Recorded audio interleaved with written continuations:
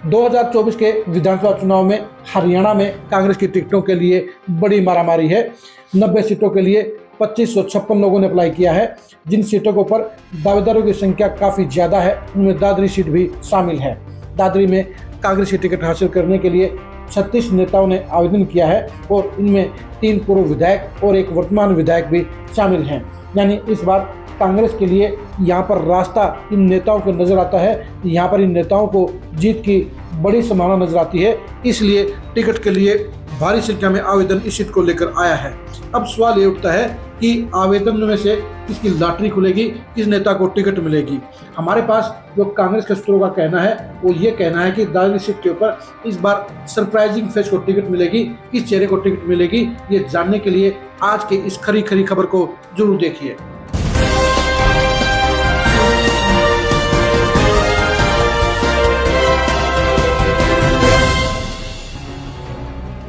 Dadri seat के ऊपर 2005 में आखिरी बार मेजर नृपेंद्र कांग्रेस की टिकट पर विधायक बने थे और 2019 के चुनाव में जमानत जब्त कराने वाले भी कांग्रेस की टिकट पर मेजर नृपेंद्र थे। यानी कांग्रेस के लिए 2009, 2014 और 2019 का चुनाव दादरी सीट पर खराब रहा, वहां पर वो चुनाव हार गई। अब 2024 के चुनाव के लिए वर्तमान के एमएलए सोमवीर सांगवान ने भी अप्लाई किया है। सोमवीर सांगवान निर्दलीय विधायक बने थे, लेकिन लोकसभा चुनाव में कांग्रेस को सपोर्ट करने के बाद वो कांग्रेस की टिकट चाह रहे हैं। इनके अलावा पूर्व विधायक मेजर नृपेंद्र ने अप्लाई किया है। पूर्व विधायक जगजीत सिंह सांगवान ने भी टिकट के लिए आवेदन किया है और पूर्व विधायक धर्मपाल सिंह भी टिकट मांग रहे हैं। अब सवाल ये उठता है कि इन वर्तमान और पूर्व विधायकों का क्या बनेगा। हमारे पास कांग्रेस के सूत्रों की जो रिपोर्ट है उस रिपोर्ट के हिसाब से कहा जा रहा है कि इस बार दादरी सीट पर किसी नए चेहरे को टिकट मिलेगा। यानी वर्तमान विधायक और पूर्व विधायकों के साथ में खेला हो गया है, उनका इस सीट पर पत्ता साफ हो गया है। कांग्रेस के पास जो सर्वे की रिपोर्ट पहुंची है उस रिपोर्ट के कारण ही वर्तमान विधायक और पूर्व विधायकों के लिए टिकट हासिल करने का मौका हाथ से जाता नजर आ रहा है। जी हाँ, सर्वे की रिपोर्ट के माने तो कहा जा रहा है कि सोमवीर सांगवान, मेजर नृपेंद्र, जगजीत सिंह सांगवान और धर्मपाल सिंह तीनों ही चुनाव हार रहे हैं। इसलिए कांग्रेस की टिकट के इन दावेदारों के लिए रास्ता या दरवाजा दोनों ही बंद होते हुए नजर आ रहे हैं। यानी इन पूर्व विधायक और वर्तमान विधायक को टिकट मिलने के आसार नहीं हैं। अब सवाल ये उठता है कि कांग्रेस किसे टिकट देगी। हमारे पास मिली सूचना के अनुसार इस समय 5 दावेदारों के ऊपर विचार हो रहा है। यानी कांग्रेस की टिकट इन 5 नए चेहरों में से मिल सकती है। नंबर 1 पर मनीषा सांगवान है। मनीषा सांगवान 2019 में भी टिकट की प्रबल दावेदार थी और इस बार भी वो टिकट हासिल करने के लिए काफ़ी दमखम लगा रही हैं। उन्होंने लगातार एक्टिव होते हुए कांग्रेस की टिकट के लिए कोई भी कोर कसर नहीं रखी है। अब देखने की बात यह रहेगी कि मनीषा सांगवान की इस भागदौड़ के ऊपर, इस मेहनत के ऊपर क्या हुड्डा परिवार भरोसा करता है या नहीं करता है। कहने की बात यह है कि हुड्डा परिवार जिस भी प्रत्याशी के ऊपर विश्वास करेगा, भरोसा करेगा, उसी को दादरी की टिकट मिलेगी।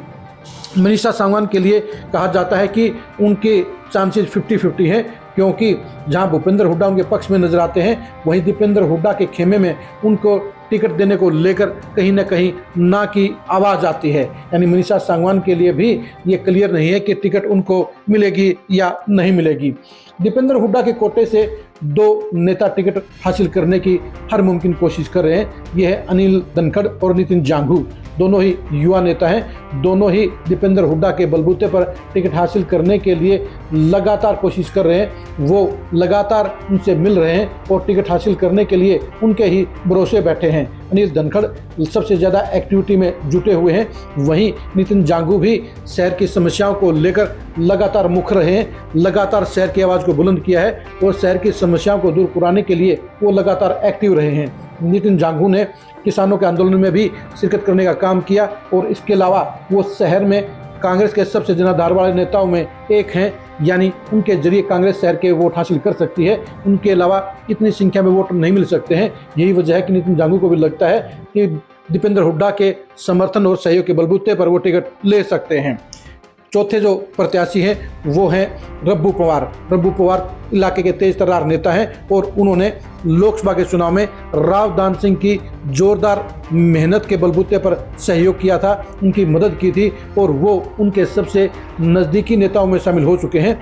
रब्बू पवार भी इलाके में लगातार एक्टिव रहे हैं, वो उन नेताओं में शामिल हैं जो भविष्य के नेताओं में गिने जाते हैं। वो फील्ड में लगातार एक्टिव भी रहते हैं और उनका इलाके में अच्छा रसूख भी है और यही वजह है कि राव दान सिंह का उन्हें पूरा आशीर्वाद मिला हुआ है और राव दान सिंह के बलबूते पर ही वो हुड्डा परिवार के सहयोग से टिकट हासिल करने की उम्मीद लगाए हुए हैं। ये बात सही भी है कि अगर राव दान सिंह से राय मांगी गई तो राव दान सिंह अपनी तरफ से सबसे पहले रब्बू पवार का नाम लेने का काम करेंगे और रब्बू पवार को टिकट मिलने के हालात में भी यहाँ कांग्रेस की जीत की आसार बढ़ जाएंगे। पांचवें नए प्रत्याशी के तौर पर जो नाम लिया जा रहा है वो अजीत फोगाट का लिया जा रहा है। अजीत फोगाट भी पिछले 5 सालों से लगातार तैयारी कर रहे हैं, उनकी मेहनत में कोई कोर कसर नहीं है। लेकिन अजीत फोगाट के लिए दिक्कत ये है कि वो पहले किरण चौधरी के साथ जुड़े हुए थे, लेकिन किरण चौधरी अब कांग्रेस को छोड़कर बीजेपी में जा चुकी है और यही वजह है कि अजीत फोगाट के पास इस समय कोई मजबूत वकील नहीं है, मजबूत पैरोकार नहीं है और यही वजह है कि अजीत फोगाट के लिए भी टिकट हासिल करने की संभावनाएं कहीं न कहीं धूमिल होते हुए नजर आ रही हैं। अब देखने की बात यह है कि हुड्डा परिवार इन 5 नए दावेदारों में से किसे टिकट देने का फैसला लेता है, किस पर एतबार करने का काम करता है और किसे चुनाव का सेनापति बनाने का काम करता है। दादरी सीट के ऊपर वर्तमान और पूर्व विधायकों में से अगर किसी को इस संभावना थोड़ी सी बचेगी तो सिर्फ सोमवीर सांगवान की बच सकती है, क्योंकि सोमवीर सांगवान भी लोकसभा चुनाव में कांग्रेस को सपोर्ट देने के बाद ये उम्मीद रखते हैं कि भूपेंद्र हुड्डा परिवार उनको पूरा समर्थन देते हुए उनको टिकट देने का काम करेगा। लेकिन दिक्कत इस बात की है कि सोमवीर सांगवान भी सर्वे में हार रहे हैं। ऐसे में हुड्डा परिवार के लिए सबसे बड़ा चैलेंज, सबसे बड़ी चुनौती यही है कि वो विधानसभा चुनाव में दादरी सीट पर किसे टिकट देने का काम करे। जाहिर सी बात है, जिस पर एतबार होगा, जिस पर भरोसा होगा, उसी को कांग्रेस की टिकट मिलेगी। दादरी सीट पर कांग्रेस की टिकट के मच रहे घमासान में टिकट हासिल करने वाले नेता के इम्पैक्ट और इफेक्ट को जानने के लिए आप खरी खरी न्यूज़ के साथ बने रहिए। कांग्रेस टिकट मिलने के बाद, कांग्रेस टिकट घोषणा होने के बाद कांग्रेस प्रत्याशी की जीत की संभावनाओं को जानने के लिए भी आप खरी खरी न्यूज़ के साथ बने रहिए। दादरी सीट के ऊपर कांग्रेस और बीजेपी के बीच होने वाले घमासान के अंजाम को जानने के लिए भी आप खरी खरी न्यूज़ के साथ बने रहिए। आप हमारे फेसबुक पेज को फॉलो कीजिए, आप हमारे यूट्यूब चैनल को सब्सक्राइब कीजिए। नमस्कार।